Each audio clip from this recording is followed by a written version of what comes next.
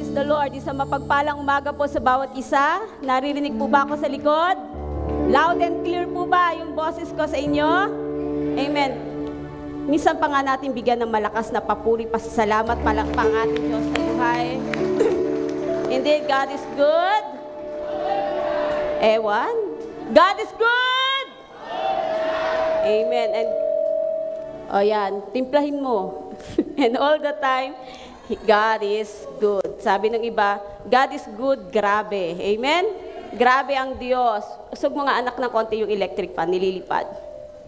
Ang Diyos ay napakabuti sa ating buhay, kaya naman ang ating pong mga awitin ay patungkol sa pagpapasalamat sa Diyos. Amen? In everything we have to give thanks. Sa araw na ito, nais ko pong i-report sa inyo, tulad ng ating pong mga pledges. Last, I think Tuesday, nagpa-waterproof po tayo, waterproof painting po sa likod dahil every time na malakas ang ulan ay ina-absorb niya yung water at may nagwa-water flowing din po dito sa loob. So nagpa-waterproofing po tayo dun sa likod natin. Tayo din po ay sa inyo pong kaalaman, akin pong in-encourage, challenge ang ating po mga OFWs na suportahan po ang ating mission sa pamamagitan po ng pagbibigay ng bigas sa ating pong 2 new churches sa Laguna, okay? Sa Sinalhan at sa Nuvali. So 2 po yung bagong binuksan at kailangan pong mag-soul winning. So we bless the church with 2 sacks of rice each. Amen? Amen po ba? So hindi po natin in-announce na dito sa loob ng kongregasyon dahil meron po kayong naka-assign na pledges po. Ano po ba yung mga pledges na nasa inyo kanina in-announce na po?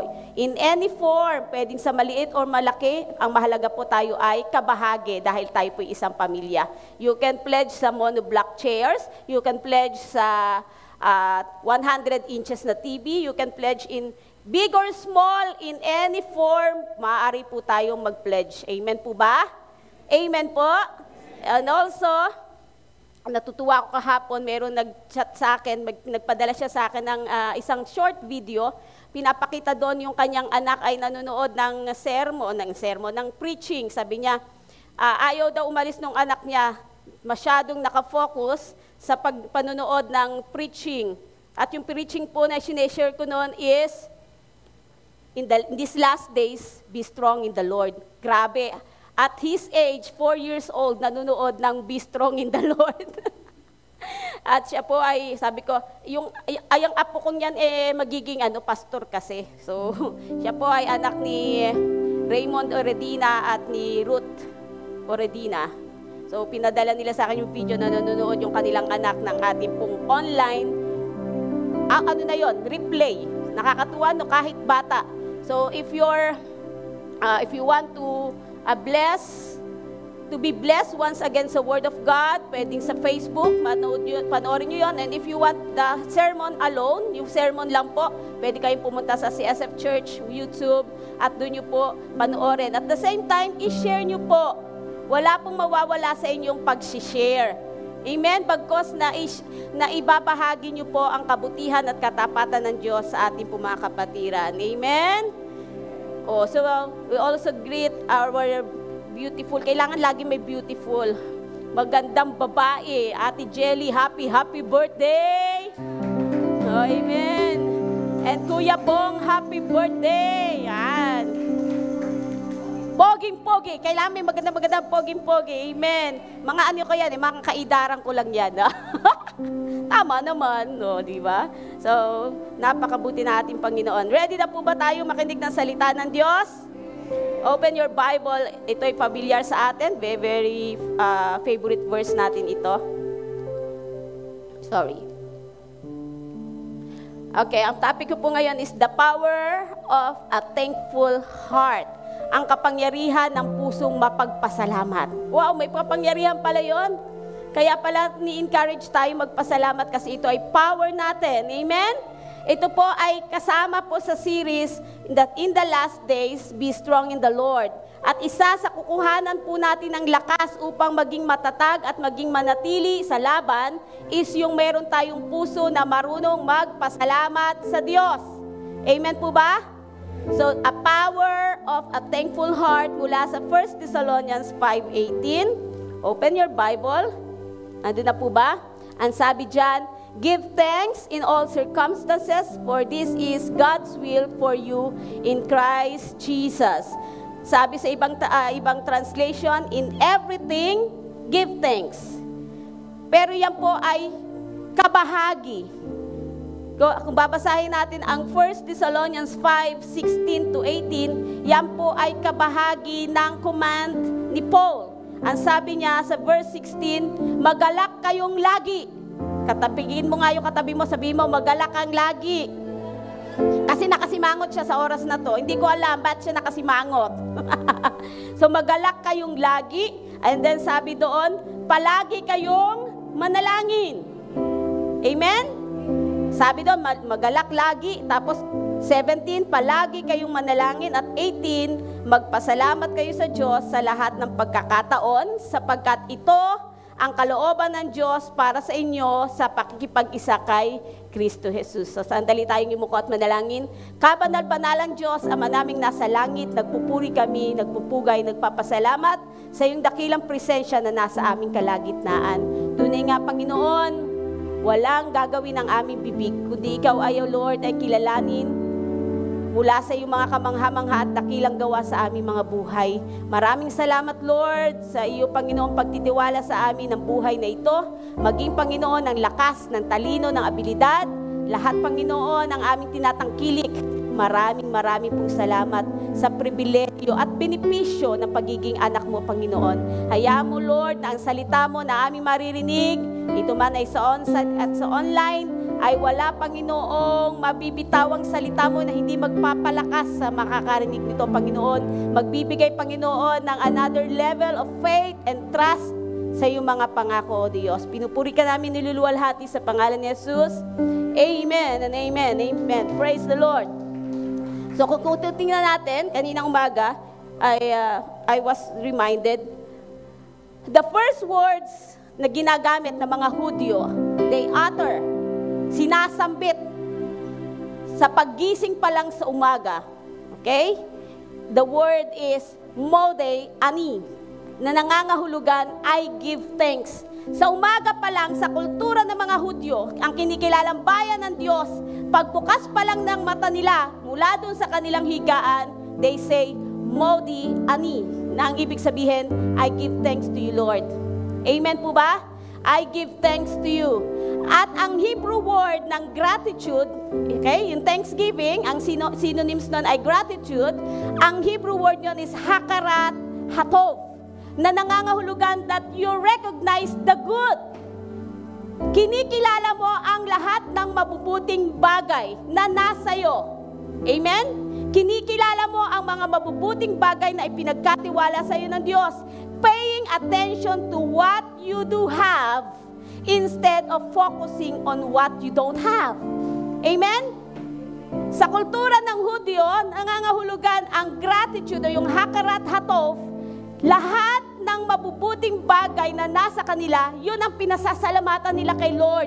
Nire-recognize nila ang buhay, nire-recognize nila ang lakas, ang lahat ng nasa kanila. Hindi nila pinapabayaan na ito'y pagpasalamat sa Diyos.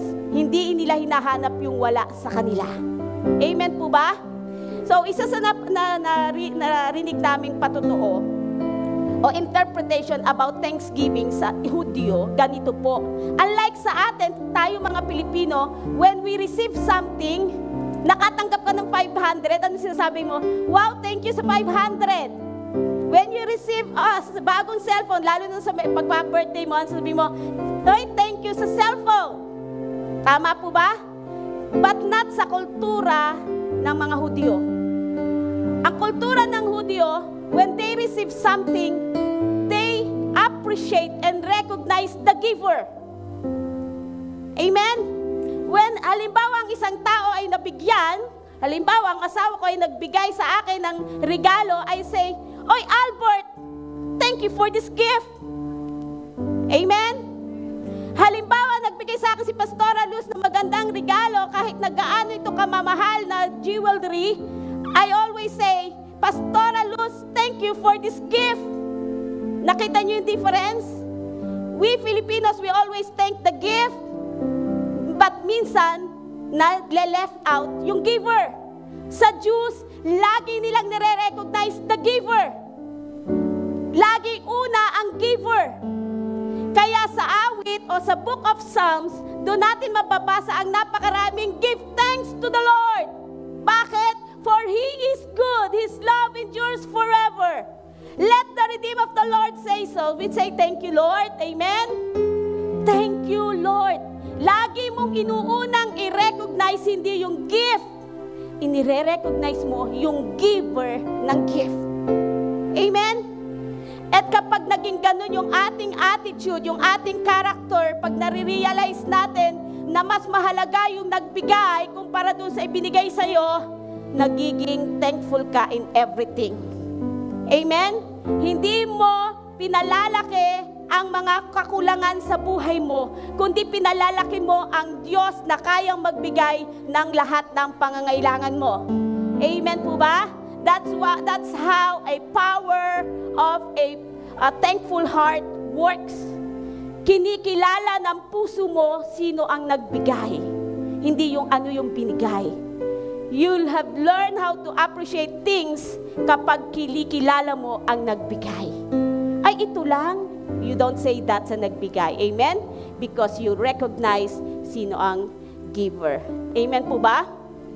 Now, Thanksgiving, of course, this time of November, yan ay okasyon sa US. Tama ba, Pastor Frank? At nataon ngayon, sa birthday niya mismo as the Thanksgiving Day sa US.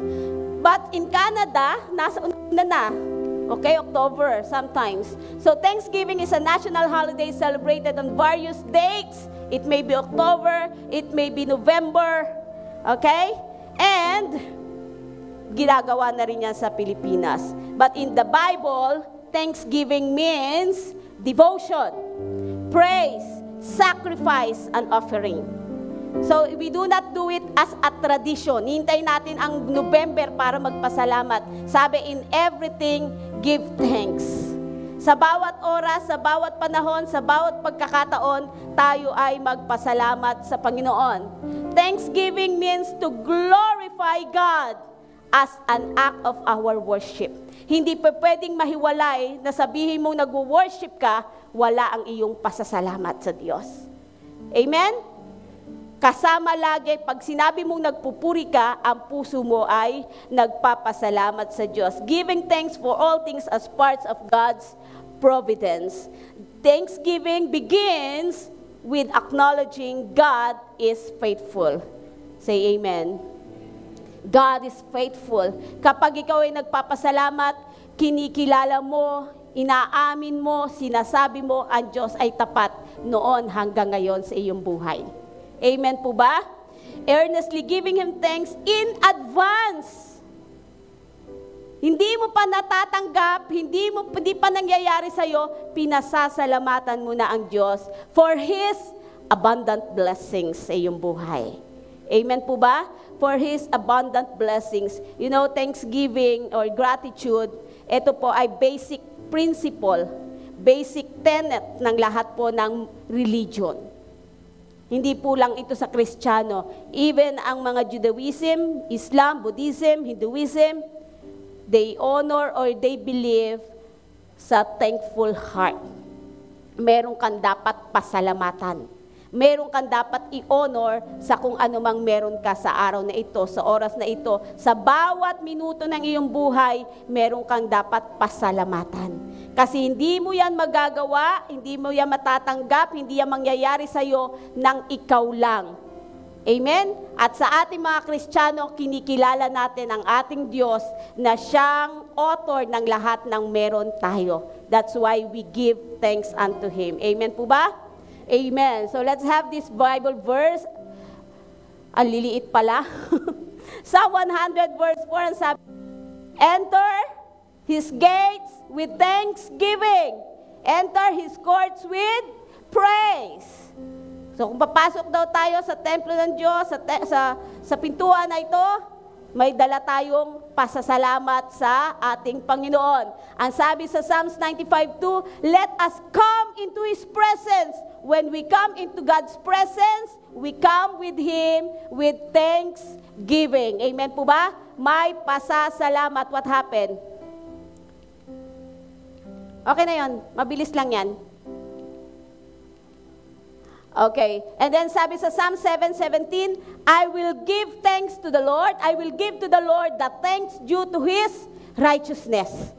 Karapat dapat ba ang Diyos sa ating pagpupuri? Karapat dapat ba ang Diyos sa ating pagpapasalamat? Therefore, we will sing praises. Hindi mabigat sa iyong umawit. Kasi ang pag-awit ay pasasalamat. Hindi mahirap sa iyong sumayaw, lumundag. Bakit? Pumalakpak. Dahil yon ay pasasalamat mo sa Diyos because of His righteousness sa ating mga buhay. And sa the praise, give thanks to the Lord for His good, His love endures forever, ay matatagpuan mo yan ang 6 times sa Old Testament. Amen? Old Testament, paulit-ulit sinasabi, give thanks, kanino? To the Lord. Bakit? For His love. Nandoon sa dulo yung dahilan. Uunahin mong pasalamatan sino ang dahilan ng iyong pagpapasalamat.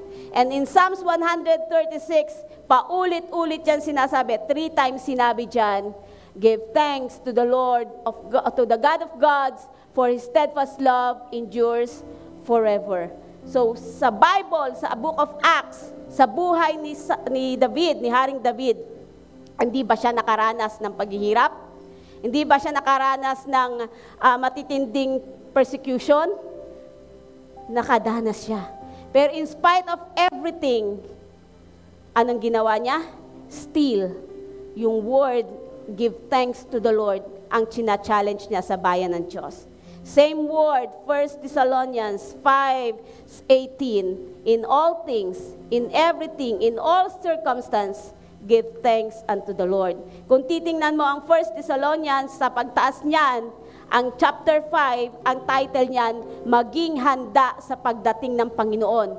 So in preparation, kasi ang generation today ay hindi na mapagpasalamat. Ang generation ngayon ay mahilig mag-complain. Ang generation ngayon ay mahilig sa negativity. Instead of magkalat ng kabutihan ng Diyos, pasasalamat, puro reklamo. Bumaha, reklamo. Umulan, reklamo. Uminit, reklamo. Amen? That's why, old and new, hindi na nakapagtataka in these last days, still, in these last days, pag ganyan ang attitude ng mga tao sa labas, hindi yan ang attitude ng mga Kristiyano. Ang mga Kristiyano ay may pusong mapagpasalamat sa Diyos. Amen po ba? Amen. Kung kayo po ay nanonood sa social media at kayo po'y mabilis mahawahan o maapektuhan, wag na po kayo mag-aksaya ng oras at panahon para dyan. Kung kayo po ang mahahawahan at hindi po kayo makakahawa, wag po kayong magtagal dyan. Amen po ba? Kung wala po kayong plano na maka-impluwensya ng inyong pong pananampalataya sa social media, huwag niyo pong ubusin ang inyong oras dyan. Talo po kayo. Amen po ba? Naiintindihan? So in this time na marami po tayong challenges, uncertainties, at pwede po tayong ma-caught up, madala, yung emosyon nyo, minsan pansinin nyo, gano'n na rin. Nagagalit na rin kayo sa gobyerno. Nagagalit na rin kayo sa mga namumuno. Ba, ang dami, parang lagi na lang kailangan may masisisi. Hindi po ba? Instead, tayo mga Kristiyano, we are called to live differently. Amen? We are called to make a difference. We are called to have a thankful heart. Amen po ba? Bakit? Sabi doon sa verse na binasa natin, magpasalamat kayo sa Diyos sa lahat ng pagkakataon sapagkat ito ang kalooban ng Diyos para sa inyo, sa inyong pakikipag-isa kay Kristo. Hindi nangangahulugan na kaya tayo magpapasalamat, pinagpapasalamat mo kahit na pangit yung nangyari sa iyo. Pero pinagpapasalamat mo dahil hawak ng Diyos ang buhay mo. Ano mang panahon at sitwasyon, hindi ka pababayaan, hindi ka iiwan ng Panginoon. Amen? nakikita mo palagi ang pagkilos, ang paggawa sa'yo ng Diyos sa buhay mo. Amen? So, you see that God is present and God is working in every situation. That when we give thanks, we acknowledge Him. We acknowledge His sovereignty in our lives. Kinikilala natin ang kapangyarihan ng Diyos. God is in control. Amen? God is powerful and He is sovereign over all our circumstances in our lives. Hindi tayo matatakot, hindi tayo mangangamba. Ang tanong, exempted ba ang mga lingkod ng Diyos sa pagkatakot pangamba? Hindi ba kami natatakot? Hindi ba kami nangangamba? Natatakot din. Hindi ba kami na-stress? Na-stress din. Hindi ba kami nagkukulang? Mas maraming beses kaming nagkukulang. Kaya nga, kung papaano ang salita ng Diyos ay naging kalakasan sa amin na maging thankful kay Lord, yun din ang binabahagi ko sa inyo sa umagang ito. Be thankful. Amen? Be thankful in everything. Nito mga nakaraang buwan, mayroon po kami mga challenges na kinaharap mag-asawa, pamilya, at yan po ay hindi namin syempre ibino-broadcast. Diba? May mga dalahin, may mga pagsubok kami pinagdadaanan, but we do not broadcast dito, lalo na sa pulpito. Because we are vessels of God's blessings, favor, faith sa inyo. What we do, ilapit sa Panginoon, idulog sa Panginoon. One time, sobrang sigurong bigat, sobrang dami, I woke up midnight and I cried kay Lord. And habang ako ay umiyak kay Lord, I feel nagpapasalamat na ako kay Lord. Doon sa sitwasyon na mabigat, ang daming dalahin, ang daming burden, naramdaman ko yung sarili kong nagpapasalamat kay Lord. Yung pala ibig sabihin nun, in everything, in all circumstances, hindi ka lang magpapasalamat kay Lord pag may blessings. Amen? Hindi ka lang magpapasalamat kay Lord pag all is well. You must have a thankful heart in every circumstances. Mabigat man, may sakit ka man, may mga dinadala ka man, mga problema, may financial problem ka man, still give thanks unto the Lord. Amen? Magpasalamat tayo kay Lord. So why give thanks? Bakit tayo magpapasalamat kay Lord? Bakit? Number one, dami pa, no? Sabi ko na. Ang dami. Why give thanks? Number one, it shifts our focus. Nagpapasalamat kayo kay Lord kasi ang pagpapasalamat, it redirects our attention. Okay? It redirects. Kasi kapag ka nandyan yung problema, nafo-focus ka sa problema, nababaon ka sa problema, bumibigat ang sitwasyon. Amen? Bumibigat ang sitwasyon na minsan umiinit ang ulo mo. Kahit hindi naman kainit-init yung mga kausap mo, napapasahan mo ng galit, ng inis. But when you give thanks unto the Lord, it shifts your focus. Amen?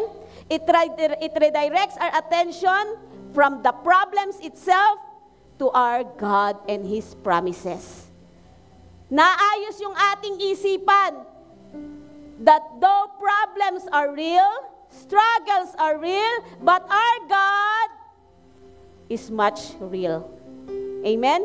Ang Diyos ay higit na totoo, higit na malaki sa problema ang kinakaharap mo. Lagi ang Diyos may solusyon, may pabor, may biyaya para sa atin. So when we have this heart, when we have this a thankful heart, it shifts the focus of our mind and even our hearts. Number two, why give thanks? Because it cultivates contentment. Okay? Contentment, hindi nangangahulugan wala ka nang gagawin. Hindi nangangahulugan contentment, okay na sa'yo ang ganyang buhay. Ang contentment na sinasabi nito, tiwala ka sa pagkilos, tiwala ka sa timing, tiwala ka sa presence, tiwala ka sa favor ni Lord para sa'yo. Amen? Amen po ba? Hindi ka naiinggit sa kapitbahay mo, sa mga kaklase mo, sa mga kasama mo sa work. Giving thanks unto the Lord cultivates contentment kung ano yung meron ka. Kasi alam mong laging may nakalaan ang Diyos para sa'yo. Hindi siya magkukulang sa'yo. Hindi kailanman nagpabaya ang Diyos sa kanyang mga anak na patuloy na nagtitiwala sa Kanya.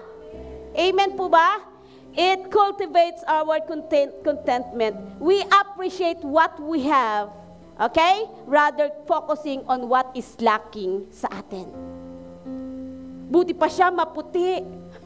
Bibili din ako. Paano kung wala kang pambili ng pampaputi? Hindi ka na kontento sa kagandahan mo? Kuyado, gandang-ganda siya sa kulay niya. Amen? Hallelujah.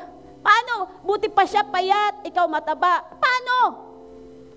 Be content with what you have. Amen po ba? Appreciate kung ano po ang pinagkaloob sa iyo ng Panginoon. Number 3, why give thanks? Because it strengthens your faith. Kapag nagpapasalamat ka sa Diyos, tumataas ang level ng pananampalataya mo. Amen po ba? Give thanks in difficult times demonstrates that you trust God's character, you trust God's word, and you trust God's promises. Amen po ba? That's how it strengthens our faith. And number 4, it brings joy. Kapag natututo kang magpasalamat in all circumstances, nagbibigay yan sa iyo ng kagalakan. Bakit? Ang nakikita mo yung blessor. Ang nakikita mo yung giver. Hindi yung laki, hindi yung liit ng binigay sa iyo, kundi nakita mo yung nagbigay. Yung kabutihan ng puso na nagbigay noon para sa iyo. Amen po ba? Minsan, out of the blue, meron ka na-receive na blessings. And sometimes you say, I'm not deserving for this. Amen po ba? Kahagabi, habang ka po yung nagla-life group, kami po yung nagkakatuwaan, nagsisharing po yung ating mga OFW. Sabi nung isa, tumulong lang kami sa paghahakot. Sa amin po kasama sa trabaho, tumulong lang kami sa paghahakot. Di ba gano'n naman mga Pilipino matulungin? Unknowingly, biniles sila nung tinulungan nilang maghakot ng gamit. So blessing. So sabi niya, kasi ang sabi ko, sino may praise report? Yun ang kanyang praise report. Nagtulong sila sa kanilang kamag-anak, tinulungan nila sa pananalapi. Bagamat sila'y nawalan, okay lang yun, nakatulong sila kasi sa kamag-anak. Pero si Lord may paraan para ibalik ang blessings na binigay mo sa iba. So, kontento siya sa blessings ni Lord. At the same time, may kagalakan silang tumutulong dahil ang Diyos ang kayang magbigay noon higit pa sa inaasahan nila. Amen po ba? Praise God. Natatawa nga ako, nagkukwentuhan sila. Ako uuwi ng April. Isang buwan. Sabi ko, wow, uuwi ng April, isang buwan. Sabi naman, tahimik ko yung sabi ko, baka naman may manaiinggit dyan. Biglang sabi, ako uuwi January. Wow. Nakakatuwa yung mga gano'n, no? Pinagpapasalamat nila ang alin? Yung provision ni Lord. Makakauwi sila sa loved ones nila and yet makakabalik uli sila sa trabaho. Di ba blessings yon? Ay, nako, sabi ko, napakabuti ni Lord. And sino sila? Mga OFWs natin, they support the ministry. They support the church. At alam ko kung bakit sila pinagpapala ni Lord. Because they've been generous sa ministry. Amen? We cannot outgive God. And all we can do is to thank Him for all His blessings. Kaya, ang tao mapagpasalamat, maliit malaking natatanggap niyan, nagpapasalamat. Hindi mareklamo. May brand man ang mga sapatos o wala, pero pag binigyan, nagpapasalamat. Amen? Nasa nagdadala yan. Amen? Kung paano, minsan nga, kagaganda-ganda ng brand, kamahal-mahal, pag sinuot naman, parang hindi pa rin bagay. Di ba? Oh. Mga anak ng Diyos, maganda. Kahit anong isuot niyan, maganda sa Kanya. Bagay sa Kanya. Bakit? God makes us beautiful. Amen? God makes us beautiful. So how to give thanks? Paano ba magpasalamat sa Diyos sa lahat ng oras, sa lahat ng pagkakataon sa ating buhay? How to give thanks? Paano nga ba ipagpasalamat sa Diyos ang lahat ng bagay? Number 1 is practice mindfulness. Mind your own business. Parang gano'n, no? Practice mindfulness. Take time to reflect on your blessings. Count your blessings, not the the blessings of your kapitbahay. Hello. Count your blessings. Practice mindfulness. Bakit? Kapag binilang mo ang blessings ni Lord para sa iyo, ma-appreciate mo, super blessed ka. Amen po ba? Super blessed ka. Now, number 1, kailangan mong ipagpasalamat. Thank God for creating you. Sabi sa Psalms 139 verse 14, I praise you. Ang ibang translation ng praise is thank. I thank you, Lord, for I am fearfully and wonderfully made. Nagpapasalamat ako, Panginoon, dahil ako'y kahindik-hindik. Ay ba Tagalog nun? Fearfully. Kahindik-hindik, kamangha-manghang pagkakalikha mo sa akin. Tingnan mo yung katabi mo. Kahindik-hindik ba yan? Kamangha-mangha. Pangit pakinggan yung kahindik-hindik, no? Parang nakakatakot. Kasi fearfully daw. Fearfully. Ibig sabihin lang nun, maingat na pagkakalikha sa'yo ni Lord. Kaya wag mo na pong papangitin pa yung iyong sarili. Si Lord ang may likha niyan. We are fearfully, and wonderfully made. Pasalamat tayo sa Panginoon. Thank God for creating us. Be continually grateful to God that He created you. Number 2, practice mindfulness is thank God always for saving you. Amen. Maraming buhay. Etong November 1 at November 2, aminin man natin, yes, pumunta tayo sa loved ones natin, inalala natin sila. Pero some part of our heart is broken, malungkot, kasi alam natin kung nasaan ang kanilang kalalagayan. Amen po ba? That's why tayo hanggang ngayon na buhay pa, always thank God for saving us. Dahil iniligtas ka ng Panginoon. Ano man ang mangyari sa buhay na to, kunin man tayo ngayon, bukas, sa makalawa, sa ibang araw, sigurado ka sa buhay na walang hanggang inihanda para sa iyo ng Panginoon.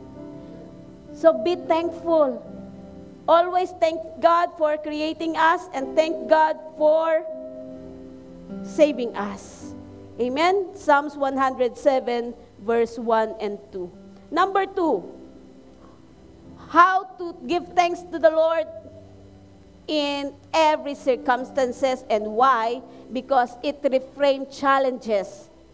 Walang exempted, may challenge, may hamon tayong kinakaharap.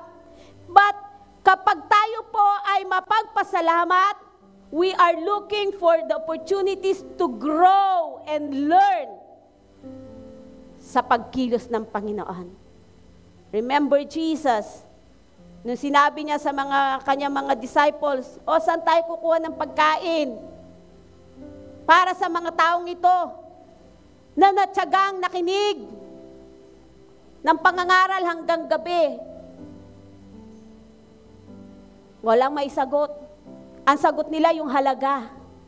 Kung magkano gagastusin doon sa pagpapakain, sa feeding program na gagawin ni Jesus. Amount, problema, ang na-magnify ng mga disciples. Hindi na-appreciate kasama si Jesus. Ang daming miracles na pinatunayan ni Jesus. Pero doon sa sitwasyon na yon, ang nakita nila yung needs.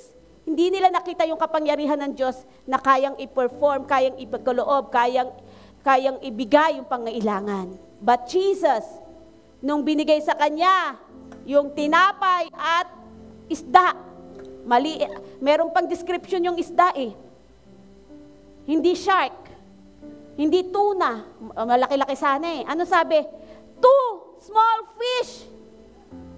In both case, nung pinakain yung 4,000 and even the 5,000, 5 loaves of bread. Hindi sinabing isang plastic ng gardenia, marami-rami. Pero dati siguro yung tinapay malalaki, no?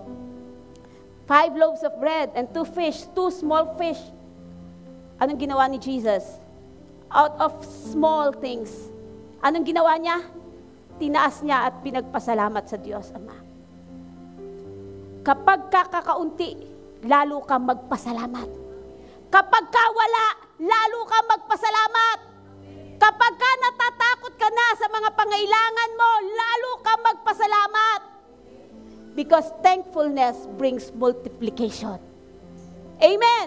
Sinong gusto ng multiplication? We are. So thankfulness gives you the opportunity to experience the power of the Lord, that even in little things, God can move miraculously. Si Lazaro, patay na, 4 days na. Kausap lang niya si Martha, naniniwala, mabubuhay, kayang buhayin. Pero nung sinabi ni Jesus, buksan, mabaho na. Pero ano sabi ni Jesus? Father, thank you. Kahit patay na, nagpasalamat ang Panginoong Hesus. Ano nangyari? Nabuhay ba si Lazarus? Nabuhay. Therefore, in our thankfulness, even the dead in your life, dead relationship, dead finances, dead health, kayang buhayin ng Panginoon if you have the heart of a thankful heart. Amen po ba? Matutong magpasalamat. Kesa ireklamo mo yung anak mo matigas ang ulo, ipagpasalamat mo, binigyan ka ng anak. Hindi lahat may anak. Kesa ireklamo mo yung asawa mo, ipagpasalamat mo may asawa ka, hindi lahat may asawa. Hanggang ngayon, yung iba nagpe-pray magkaroon ng girlfriend o boyfriend. Ano sabi mo, kuya? Hindi lahat daw, kailangan mo yung word, hindi lahat may gwapong asawa. Amen daw, sabi ni Pastor Jeff. Instead of complaining, be thankful with what you have. Amen. Instead of what is lacking. Nirereklamo mo kasi hindi siya kasing sexy, kasing ganda, kasing diyaman nung iba. Bakit hindi mo ipagpasalamat kung ano siya na binigay sa iyo ng Panginoon? At hayaan mo ang Diyos ang magbago sa Kanya. Amen po ba? Amen? Be thankful. It reframes challenges na anumang ating pong kinakaharap. Number 3 is share gratitude. Ibahagi mo yung iyong pagpapasalamat sa Panginoon. Express thanks to others and watch relationship flourish. Di ba?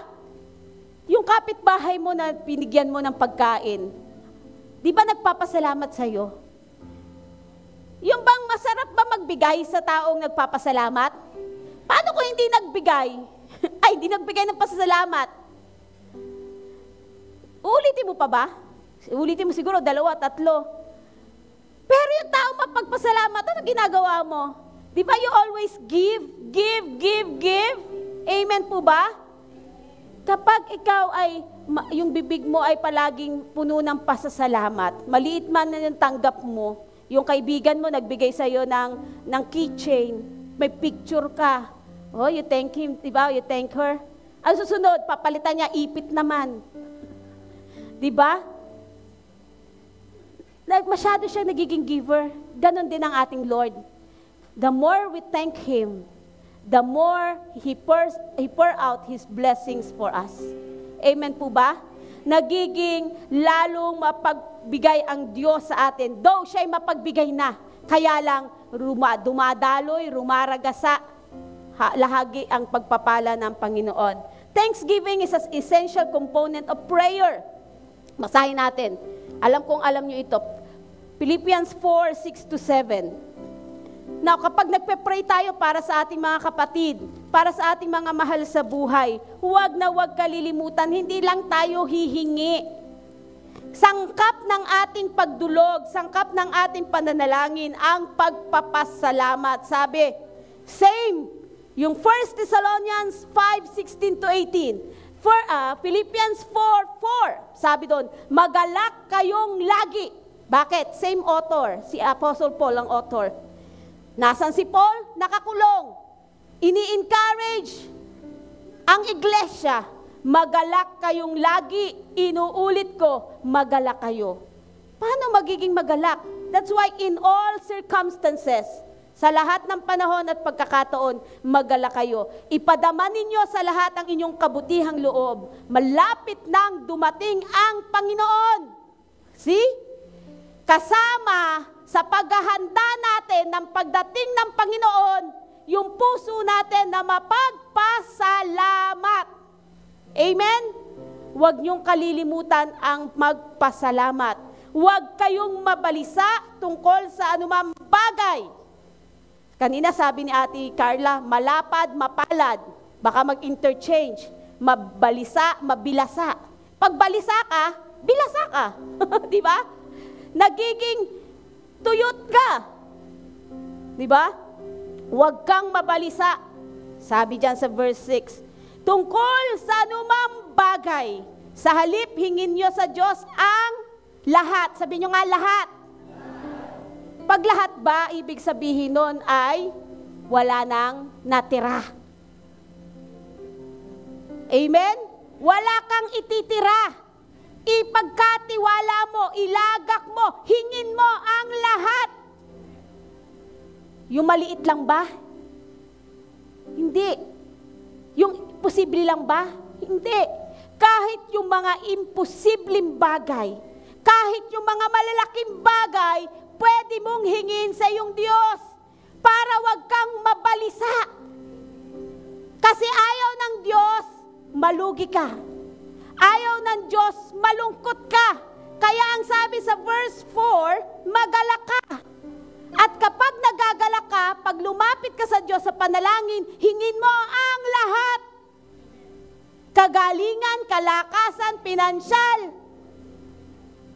Anong imposible na iisip mo sa isipan mo, posible yan sa Diyos. Hingin mo ang lahat ng iyong kailangan. Sa pamamagitan ng ano? Panalangin, may pasasalamat. So kapag lumalapit ka sa Diyos, pag nagpe-pray ka, you make sure uunahin mong magpasalamat.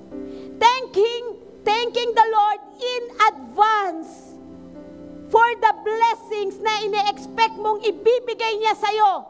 Imposible sa tao, walang imposible sa Diyos. Lalo na sa mga anak ng Diyos na nagtitiwala at umaasa sa Kanya. Amen po ba? Colossians 4 verse 2, anong sabi ng Colosas? Basahin natin, buksan ng Biblia, kulayan nyo. Magkakatabi lang yan. Colossians 4 verse 2, ang sabi doon, devote. Diba? For 2, maging matyaga kayo sa pananalangin. Devote yourselves in prayer. Laging handa at nagpapasalamat sa Diyos. Kailangan handa. Be prepared in these last days to be strong in the Lord. One of the power tool, one of the main component to be strong in the Lord is to be thankful all the time. Simple, pero ang may mapagpasalamat palang puso ay nagpapalakas sa atin. Amen? Amen po ba? Now, thanksgiving can change a nation. Yung ating bansa, sa panahon ngayon na malapit na mag-eleksyon, you have the power to choose during election. But after the election at naluklok na, ang mga Kristiyano ang pwedeng gawin, ipanalangin. Hindi sisihin. Tapos na ang party natin doon. Hindi na panahon ng pagsisisihan at hanapan kung sino ang babatuhin ng sisi. Tapos na, naluklok na. Sino man yung nakaluklok, inalaw yun ni Lord. What we should do as Christians, we need to pray na sila'y pangunahan ng Panginoon. Na sila'y samahan ng Panginoon. 1 Timothy, open your Bible, 1 Timothy 2, 1-4. Ang sabi dyan, una sa lahat, ipinakukusap kong idulog nyo sa Diyos ang inyong mga kahilingan, panalangin, pagsamo, at pasasalamat para sa lahat ng tao. Idalangin rin ninyo ang mga hari at mga kapangyarihan upang tayo'y makapamuhay na matahimik, mapayapa, makadiyos at marangal. Ito ang mabuti at nakalulugod sa Diyos na ating tagapagligtas. Ibig niyang ang lahat ng tao ay maligtas at makaalam ng katotohanan ito. Amen po ba? May panalangin, may pasasalamat. And even yung mga leaders natin, kailangan nating ipag-pray. Ipagpasalamat natin na sila ay makakapanungkulan. Hipuin sa ni Lord na sila'y gamiting vessel ng kapangyarihan ng Diyos upang mabago ang ating bayan. Amen po ba? Number 4 is worship. Hindi pwedeng humiwalay ang thanksgiving sa worship. When you say you offer worship, you offer thanksgiving. Hebrews 13 verse 15. Basahin natin Hebreo 13 verse 15. Everybody.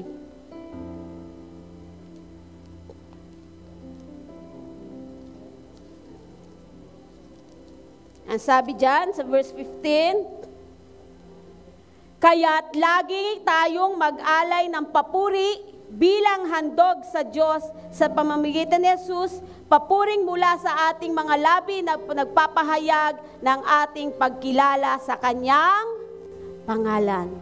So, thanksgiving is the center of our worship. Bakit? We thank Him for who He is sa ating buhay. Pag binasa mo ang Revelations 4, 9, 7, 12, 11, and 7, all glory, honor, and thanksgiving be unto the King of Kings and to the Lord of Lords. Amen po ba? So in our worship, we make sure we thank Him for who He is and what He has done in our lives. Amen? 2 Chronicles 5:13, thanksgiving increase heaven's atmosphere. Thanksgiving increase heaven's atmosphere in our churches, home, and even in our families. Kapag ang pamilya ay mapagpasalamat, ang kongregasyon ay mapagpasalamat, ang nasyon, ang bansa ay mapagpasalamat, parang hinila natin ang langit papunta sa atin.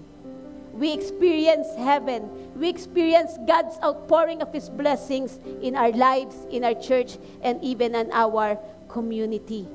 Yung 2 Chronicles 5:13, the musicians offer thanksgiving to the Lord. They offer praises. They offer thanksgiving unto the Lord. And they experience the glorified presence, ang makapal na presensya ng Diyos, bumaba na parang clouds sa kanilang kapulungan, sa templo ng Panginoon. So, thanksgiving has a great power in these last days. So whenever we give thanks to God, despite the most difficult circumstances, ano nangyayari? The enemy loses the big battle in our lives. Amen. Sabihin nga natin, the enemy loses a big battle in our lives. Kapag tayo may pusong mapagpasalamat sa Diyos, tinatanggalan natin ang kapangyarihan ng kaaway. Natatalo natin ang kapangyarihan ng kaaway sa ating mga buhay. When we give thanks in the midst of difficulty, we bring pleasure to God. You know, every Sunday when we come to church, dala natin ang Biblia natin, nakikinig tayo ng salita ng Diyos. Mabuti po yan. Yan po ay pakinabang sa atin. Amen? When we come to church, when we hear God's word, sino pong nakikinabang? Tayo. But when we say we worship God, when we say we worship the Lord, we worship Him with our praise and with our thanksgiving. Amen? Amen po ba? Pag sinabi mong nag-worship ka kay Lord, kailangan mo siyang inaawitan ng pasasalamat, ng pagpupuri. When we come to church with your praise. Hindi ka pupunta dito para magpuri sa Diyos. Pupunta ka dito, dala ang iyong papuri para sa Diyos. When you come to church, you don't come to church to worship God. You come to church with your worship. Amen? Kaya hindi ka pupunta dito na nakasimangot. Pag pumasok ka sa loob, excited ka. Kasi yung puso mo mula sa bahay, dala-dala mo papuri, pasasalamat, pagsamba sa Diyos. Iaalay mo na lang. Hindi yung musician dito, pipilitin kayong pumamalakpak, sumayaw, umawit, o nakaganyan kayo. Hindi tayo mga spectator. tayo po ay worshiper. And when you say, you count yourselves as worshipers, pag pumasok ka sa templo ng Diyos, masaya ka, excited ka, kasi dala-dala mo siya.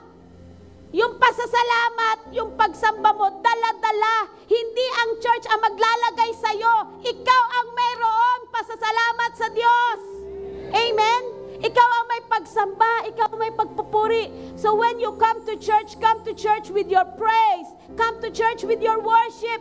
Come to church with your thanksgiving. Hindi na mahirapan yung mga musicians, song leaders. Sila ginagamit ni Lord, yes. Pero lahat tayo dapat sumasamba sa Diyos. Lahat tayo umaawit sa Diyos. Lahat tayo nagpapasalamat sa Diyos. Hindi gawain lang ng pastor ang magpasalamat, sumamba sa Diyos. Lahat ng tumanggap kay Kristo, binago ang buhay, tinubos ng Diyos, marunong magpasalamat. In everything, give thanks to the Lord. Amen po ba? Give thanks to the Lord. Be thankful always. Palagi mong maging laman ng puso mo ang magpasalamat sa ating Panginoon. So let's all stand. Let's offer our Lord our thanksgiving. Let's have a minute of thanksgiving for what you have received kay Lord. Number 1, pagpasalamat mo, nilikha ka ng Panginoon. God has given you the opportunity na makita ang kanyang creation, ma-experience ang kanyang creation. And thank God for saving you. Yung buhay niya, mamaya magkukumunyon tayo, ibinigay niya sa'yo. Maraming beses na tayong nagsabi, Lord, hindi ako deserving sa biyaya mo, sa sukdulang biyaya mo sa aming buhay. But still, binigay mo pa rin yung kaisa-isang buhay mo. Yung dugo mo, umaagaw sa krus para lang mabayaran yung kasalanan ko. Enough to say thank you, Lord. Enough to thank the Lord in everything. Amen? So let's give God individual, personal, kayong magpasalamat sa Diyos. Hindi sa mga resources, kundi kung ano yung ginawa ng Diyos sa buhay mo.